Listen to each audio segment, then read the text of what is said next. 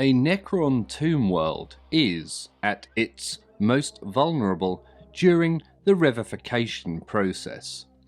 The colossal amounts of energy generated are detectable across great distances and are an irresistible lure to the inquisitive and acquisitive alike.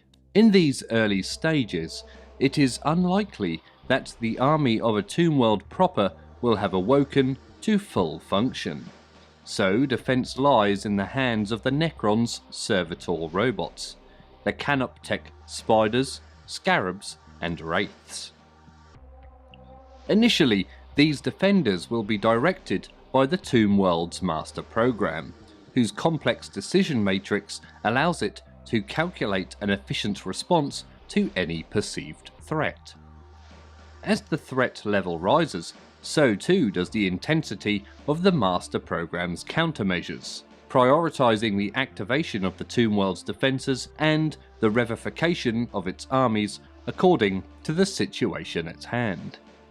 If all goes well, the master program's actions will be sufficient to drive out the invader, or at least stall their ingress until the first legions have awoken, at which point the master program surrenders command to the Tomb World's nobles.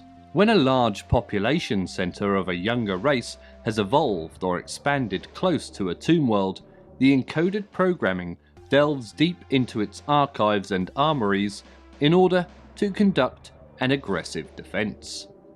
Such Tomb Worlds are the ones that have expanded their spheres of influence most rapidly, for its rulers have awakened to find their full military might already mobilized and awaiting command. Indeed, the speed with which many Tomb Worlds of the Sortek dynasty have recovered lost territory is chiefly attributable to the ultimately doomed wave of Ulumithi colonies established on their core worlds during late M39.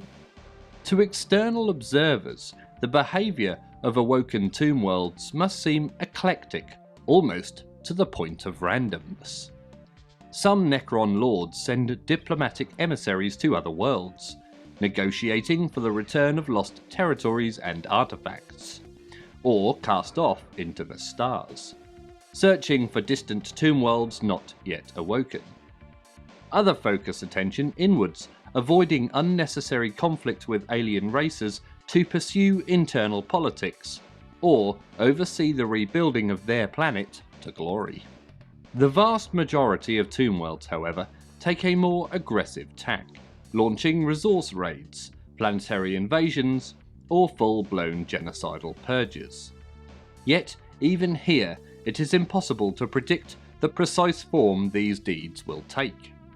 Sometimes the Necrons attack in the full panoply and spectacle of honourable war, rigorously applying their ancient codes of battle. At others, every possible underhanded tactic is employed, from piracy and deception to assassination and subornation.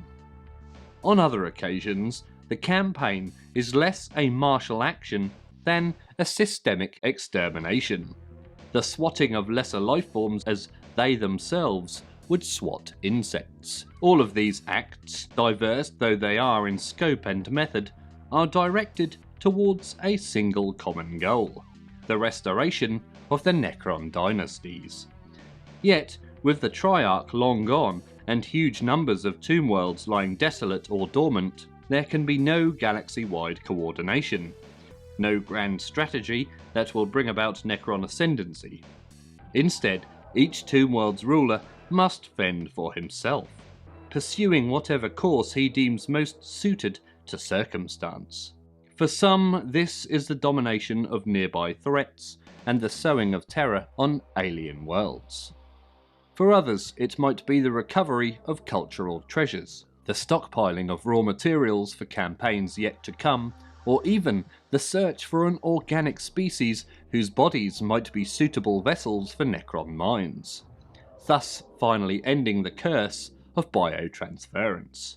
Indeed, this last matter, their apotheosis from machine to living being, is the key motivating factor for many Necron nobles. for its possibility weighed heavily on the Silent King's mind at the moment of his final command. All this is further complicated by the fact that the departure of the Silent King and the dissolution of the Triarch left no clear succession.